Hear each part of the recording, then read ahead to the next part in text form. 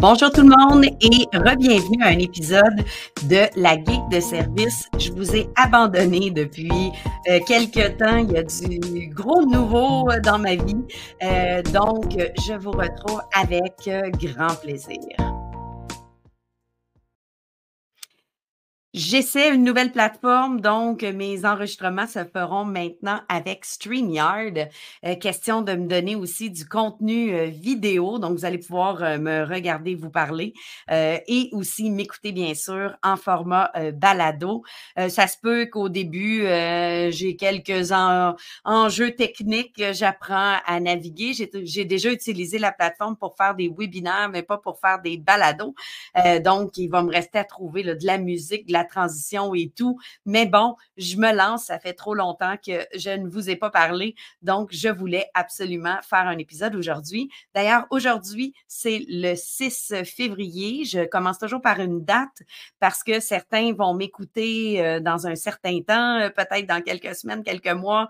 Et il se peut que certains des outils que je mentionne soient devenus payants et disparus, ne soient plus la bonne solution. Donc, 6 février 2024, c'est la date d'aujourd'hui.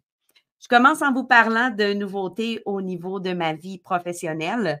La geekdeservice.com est donc vraiment de service. J'ai maintenant une offre de service sur mon site en consultation, en coaching et en formation au niveau des compétences numériques. Donc, pour aider les gens en éducation, mais aussi les gens qui sont travailleurs autonomes ou solopreneurs comme moi, ou les entreprises qui veulent aider leurs employés ou un employé qui veut tout simplement lui-même ou elle-même développer ses compétences numériques. Donc, je vous invite à aller faire le tour de mon site. Si vous êtes curieux, il y a une page Me contacter. N'hésitez pas à m'envoyer un courriel, d'utiliser le formulaire de contact pour me poser des questions. Ça va me faire vraiment plaisir. Et vous allez voir certaines nouveautés comme la section de blog parce que je me suis remis à l'écriture de blog sur différents sujets. Donc, vous allez voir, entre autres, des découvertes d'outils, mais des réflexions, des articles pour expliquer certains contextes. Donc, je vous invite à aller explorer la section blog. Je vous réserve d'ailleurs une infolette bientôt. Je suis en train d'explorer, de magasiner les différentes options et de pouvoir vous mettre ça dans une infolette pour ceux qui les auraient manqués sur les réseaux sociaux et qui préfèrent recevoir tout d'un coup dans leur courriel. Donc, je suis en train d'évaluer le tout. D'ailleurs, ça m'a permis de découvrir toutes sortes de choses sur les infolettes, toutes sortes d'outils aussi, mais des nouvelles règles aussi au niveau de Gmail et Yahoo qui imposent maintenant certaines règles aux infolettes pour ne pas tomber dans leurs indésirables, comme par exemple d'avoir un taux de rapport comme étant indésirable très bas. Sinon, automatiquement, ils vous mettent dans les indésirables, d'avoir une adresse avec un nom de domaine. Donc, par exemple, alexandra@lageekdeservice.com et non une adresse Hotmail ou Gmail créée comme ça. Donc, ça peut affecter certaines personnes qui utilisent des infolettes. Gênez-vous pas d'aller retourner sur mes réseaux sociaux. J'ai partagé les nouvelles règles, mais sinon, une petite recherche sur les nouvelles règles de Gmail et de Yahoo va vous permettre de vous assurer que votre infolette ne s'en va pas dans les indésirables. Ce serait bien dommage. Sur mon blog, je vous ai parlé d'un outil qui s'appelle Brisk Teaching. C'est une extension Chrome et cette extension Chrome-là est alimentée à l'intelligence artificielle, bien sûr. Mais on dirait que tous les outils présentement sont alimentés à l'intelligence artificielle. Mais Brisk Teaching est un petit outil qui s'ajoute à vos Google Documents qui permet de changer le niveau de lecture du texte, par exemple, de simplifier le niveau de lecture, mais qui vous donne aussi de la rétroaction, soit de la rétroaction selon certains critères de l'outil ou selon votre propre grille de rétroaction. Je vois des super possibilités en éducation, en formation, mais aussi au niveau professionnel. Moi, je m'en suis servi pour qu'il me donne de la rétroaction sur certains textes en lui donnant mes critères très précis, mais il a pu me dire précisément si je répondais aux critères que je m'étais donné, par exemple, pour un article de blog ou autre. L'outil vient aussi remplacer une extension que j'utilisais depuis des années qui s'appelle Draftback. DraftBack permettait de visionner rapidement, comme un espèce de film vidéo qu'on me créait de l'historique du document. Quand j'enseignais, c'était ultra pratique pour voir tout le processus d'écriture de l'élève. Mais plus tard, avec des collègues, quand on écrivait collaborativement dans un document, de pouvoir voir l'évolution, qui a fait quoi, qui a rajouté quoi, de voir toute l'évolution de notre document, de la version 1 à la version finale, était super pratique. Ben, Brisk Teaching fait ça. DraftBack est une extension qui date, qui n'a pas été mise à jour depuis très longtemps, alors que Brisk Teaching est nouvelle, est mise à jour et tout. Et elle offre encore plus de possibilités. Par exemple, elle va montrer combien de temps on a passé sur l'introduction, combien de temps on a passé dans chacune des sections. Donc, encore plus de détails sur notre historique. Elle fait pas juste ça, cette extension-là, mais je vous laisse lire l'article pour découvrir encore plus d'options ou aller l'explorer par vous-même. J'ai testé la version gratuite et malgré son interface en anglais, tout fonctionne en français. Mes textes étaient en français. Ma grille avec mes critères était en français. Donc, ça fonctionne très, très bien. Allez explorer ça. Brisk Teaching. J'ai aussi démarré différentes publications que vous allez voir passer. Je vous parle d'une, je vous parlerai de d'autres idées pour animer les réseaux sociaux et parler du numérique. Une que j'ai commencé il y a quelques semaines, c'est discussion numérique. Donc, à chaque semaine, je dépose sur les différents réseaux, que ce soit LinkedIn, Facebook, Twitter, Instagram, une discussion de la semaine. Je vous ai, entre autres, posé la question, quels sont vos outils coup de cœur quand vous voyagez, pour autant planifier que pendant le voyage. D'ailleurs, je vous réserve un article de blog à venir sur le sujet parce que je reviens de voyage il y a quelques semaines. On a utilisé plein d'outils. J'ai pris des notes de voir qu'est-ce qui nous avait été fort utile. Cette semaine, la discussion, on est la semaine du 5 février, la discussion était sur la nostalgie des outils, donc de quel outil numérique ou de technologie dont vous vous ennuyez le plus. On m'a parlé d'ICQ, entre autres, ça va montrer votre âge si vous me dites ce genre de choses. On m'a parlé de Game Boy et autres. Donc, allez voir les discussions numériques sur les réseaux sociaux, allez échanger. L'idée, c'est de partager et de jaser numérique. La question va être différente à chaque semaine, parfois ludique, parfois plus sérieuse, mais on va discuter numérique sur mes réseaux sociaux. Sur le blog, je vous ai aussi partagé en début janvier mes lectures numériques de 2023. J'aime beaucoup lire. J'ai des livres qui traînent un peu partout. Je lis souvent plusieurs livres en même temps, un chapitre ici, un chapitre là, selon mon moment de la journée. Est-ce que j'ai besoin de relaxer? Est-ce que j'ai besoin de lecture un peu plus intellectuelle, disons-le comme ça? Et bien sûr, dans ma liste de lectures se trouvent plusieurs lectures en lien avec le numérique. Je vous ai donc mis mes coups de cœur. Je crois qu'il y en a 7 dans l'article.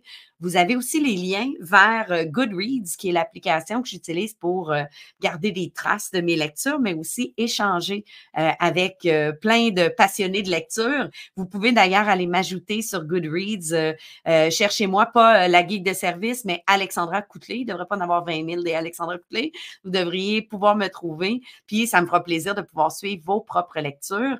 Ce que j'aime beaucoup de Goodreads, c'est l'application nous propose de nous donner un défi de lecture pour l'année. Mon défi de l'année dernière était 55 livres que j'ai atteint. Bon, il y en a quelques-uns qui étaient en bas de 100 pages, mais il y en a quand même quelques-uns qui étaient en haut de 800. Donc, je pense que ça se balance au bout du compte. Et cette année, je me donne le défi d'en lire 60. Donc, découvrez l'application Goodreads, mais aussi aller voir les lectures en lien avec le numérique. Si j'en ai un seul à vous recommander, je ne l'ai pas vu traduit en français, mais j'ai hâte qu'il le soit. C'est AI 2041. Ce sont 10 courtes histoires de science-fiction qui nous amènent en 2041 et à quoi pourrait avoir l'air notre monde, mais qui sont suivis par une analyse de chercheurs en intelligence artificielle qui analysent le tout pour nous dire est-ce qu'on est proche de ça? Est-ce qu'on s'en va vraiment là ou est-ce qu'on est vraiment dans la science-fiction? C'est ultra intéressant. J'ai aussi partagé une petite découverte qui s'appelle le projet Gutenberg. J'espère que je l'ai dit comme il faut, ou Gutenberg. Donc, ce projet-là, fait par le MIT et par Microsoft et avec, bien sûr, encore une fois, de l'intelligence artificielle, a décidé de mettre à l'audio un paquet de classiques, pour le moment des classiques en anglais seulement, mais ça nous permet de pouvoir écouter à l'audio gratuitement plein de classiques de la littérature. C'est disponible en ligne sur le site du projet Gutenberg, mais c'est aussi disponible sur Spotify, sur Apple et sur d'autres plateformes aussi. Je les nomme dans l'article.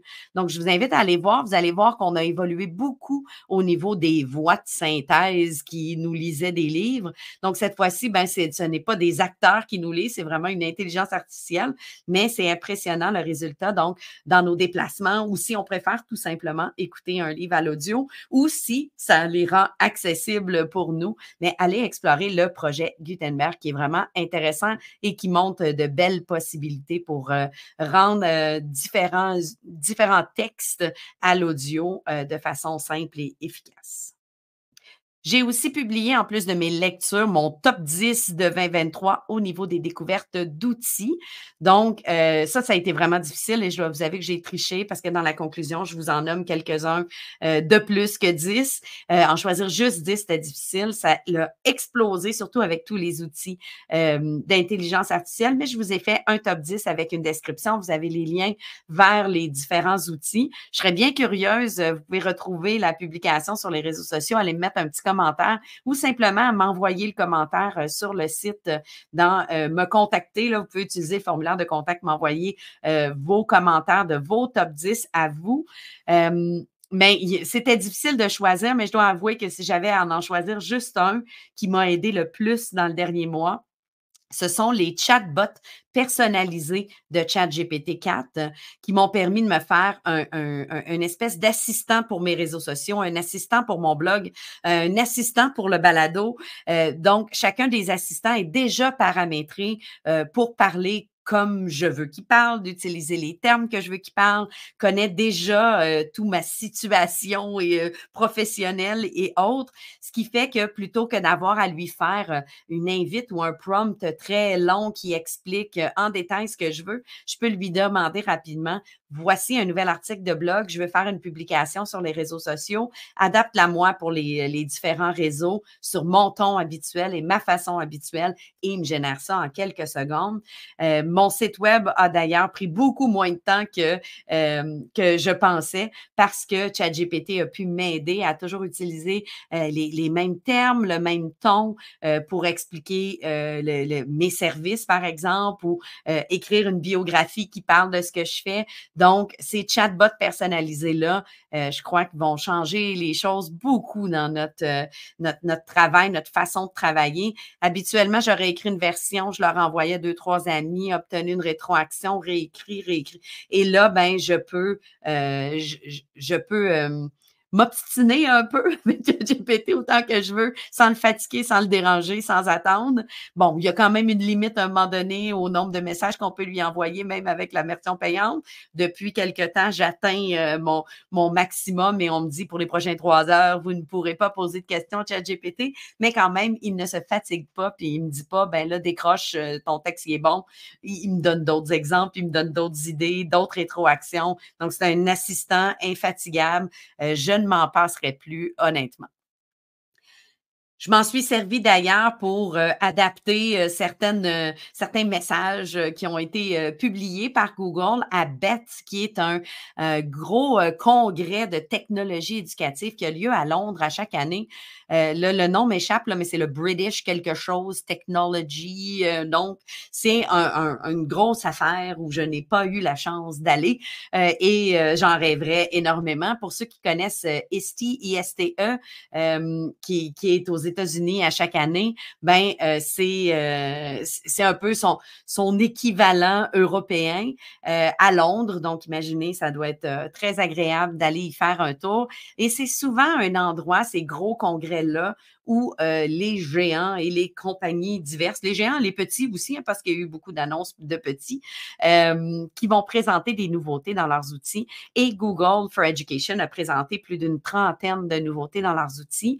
Si jamais c'est un outil que vous utilisez au niveau de l'éducation, je vous invite à rejoindre le groupe Facebook GEG Québec, donc Google Educator Group Québec, qui est un groupe que j'ai la chance, à laquelle j'ai la chance de participer.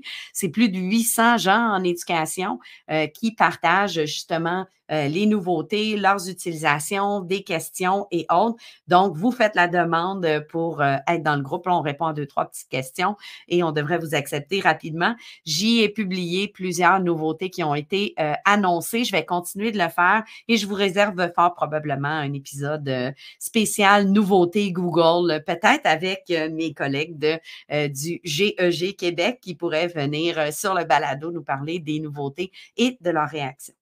Je vous laisse donc aller explorer mon site. Je vous le remets, lageekdeservice.com. Allez voir la section de blog. J'ai publié d'autres articles. Je vous en parle dans un prochain rendez-vous.